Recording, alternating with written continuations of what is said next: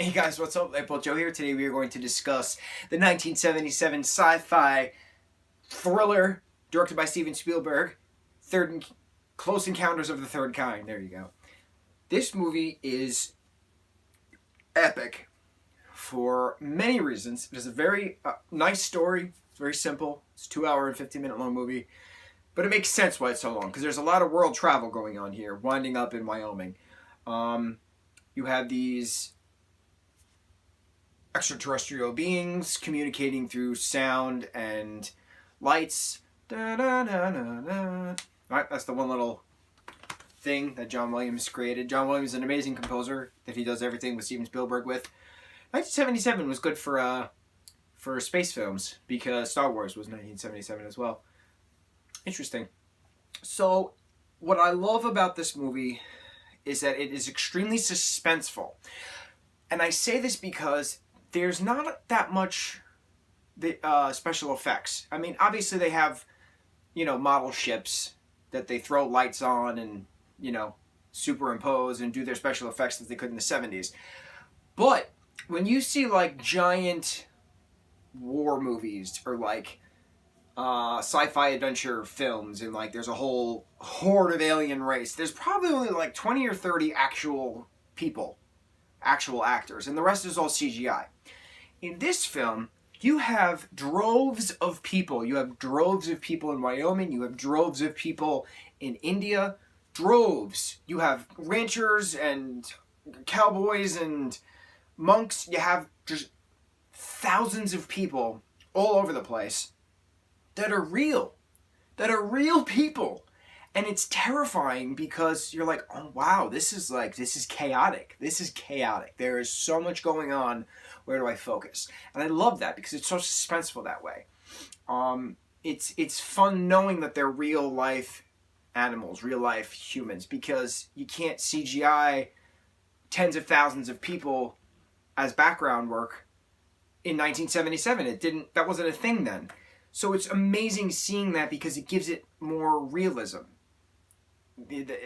That's the best way to explain it, why this movie's so suspenseful. Another thing that I love is that Spielberg is great with his cinematography. He always has been, he always will be. Even the last movie he just had out, beginning of this year, Ready Player One?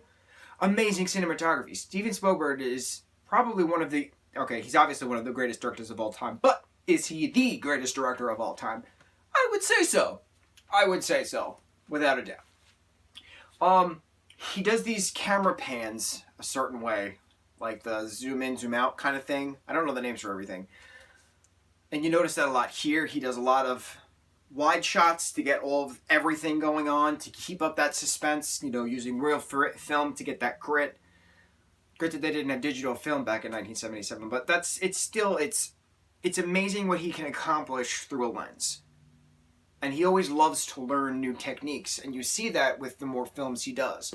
With using these little alien maquettes and then having people in costumes. It's such a simple design, but beautifully done. Beautifully well crafted. And it's an amazing song going on. I don't know the sign language thing that they were doing. I gotta keep up with that. But when you're a kid watching this movie, you remember it for a few things. Mashed Potato Mountain. Singing spaceships, and little gray guys. It's the big three of that film. But there's a lot of funny moments too, and it's a beautifully well done period piece. So I'm praising it on a whole film aspect.